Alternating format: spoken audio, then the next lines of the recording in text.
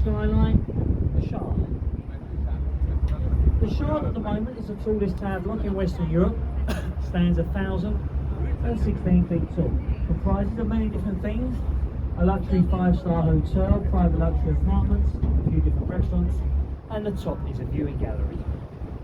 Before we go through Southwark Bridge though, folks, coming up in front of us, look in the right hand corner, see the flight of stairs coming into the river? This is Southwark Causeway. It's also known as Ring Stairs, as it was on these stairs that Christopher Wren used to board a small rowing boat every morning before being rowed across the river to supervise the building of St Paul's Cathedral. In front of us, we have another bridge, and this is the Cannon Street Railway Bridge, and that's it really. Other than that, there's no historical interest in this bridge whatsoever. Before we go through the bridge though, come up on the right, a very old and historical pub, the Anchor Bank Sign. In 2015 it celebrated its 400th birthday. Over the years it's been frequented by many famous people, including William Shakespeare.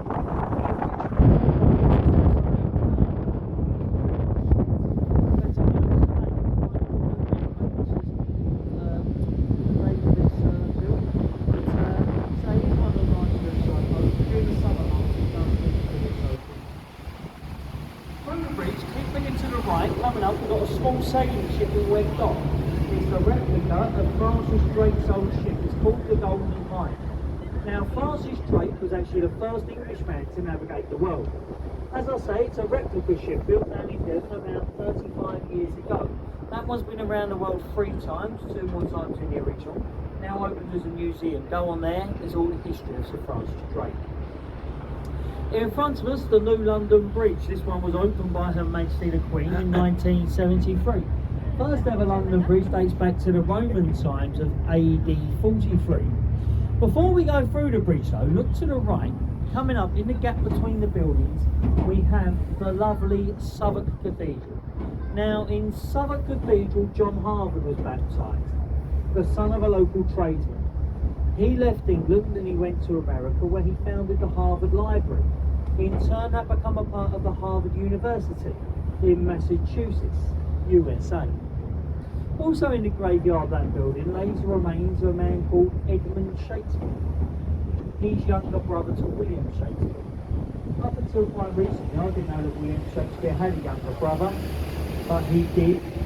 He's dead and he's back there. Now, let's go to the left-hand side, so let's take a quick look. So in the gap between the buildings, coming up is a tall stone column with a golden top.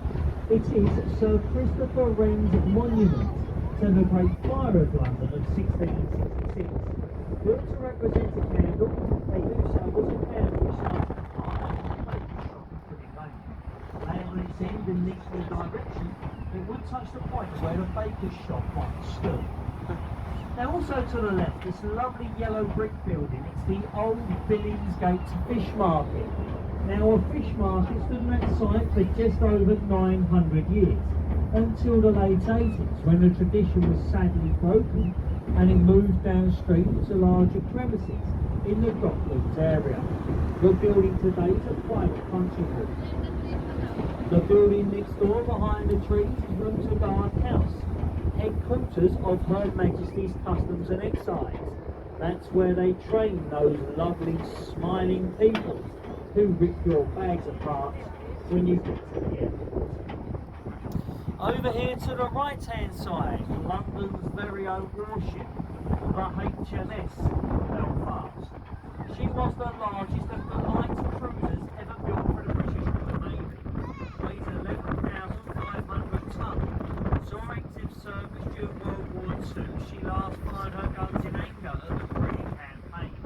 She was decommissioned from the Navy in the 70s, brought here by the Imperial War Museum. She's now currently moored up 7 days a week as a museum ship to the public. Now, I told you a little lie there. I said she last fired her guns in the Korean campaign. She actually fired them guns about 2 months ago. We fired them with blank shells and fired them on the 40th anniversary of D-Day. We was actually giving covering fire on the D-Day campus. Now over to the left-hand side above the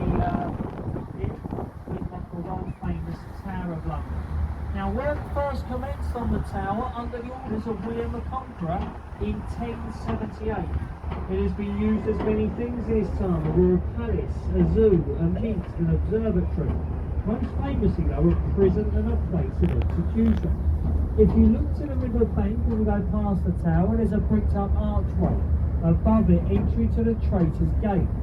If you was found guilty of your crimes at the Palace of Westminster, you'd have been rowed down the river, led up that once open archway up onto Tower Hill, where you've then been executed. The oldest part of the tower is the square part in the middle. Look to each corner, see gold crowns on the top. It is to state that still to this day the building is actually a royal palace. Built to blend in with its surroundings, we have the Tower Bridge. Tower Bridge opened in 1894, a twin suspension and a bascule bridge.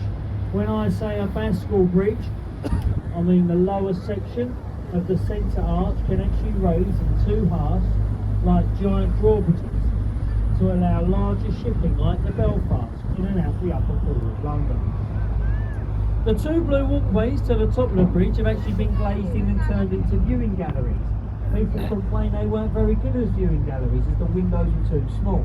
So a couple of years ago they spent over £500,000 installing glass walkways.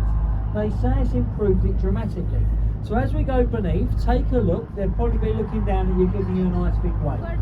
You look back and give a nice big wave back, but don't look too hard, because you will be quite surprised from what you can see down here on a little boat on a sunny day like today. Now from the bridge and to the left we've got St Catherine. We're just waiting for the boat to leave before we make our way over there.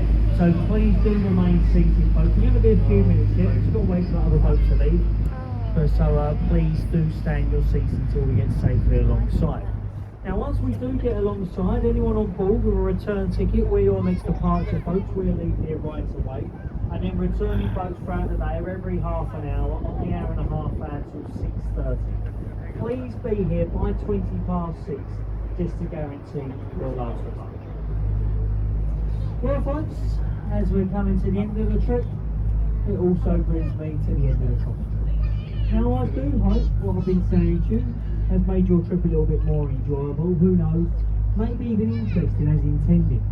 As I pointed out before I started, and I'm sure most of you have realised, we're not professional guides on these boats, but unfortunately none of the Thames pleasure boats actually employ professional guides. All they do, when you buy your ticket, you get a little leaflet, and the leaflet is a map, and that's your guide. Now us the crew feel it's a bit of a waste of time really for you to come on the river and not have anyone tell you what you're looking at, so we try and have these little talks with you. Now we don't get paid as tour guides.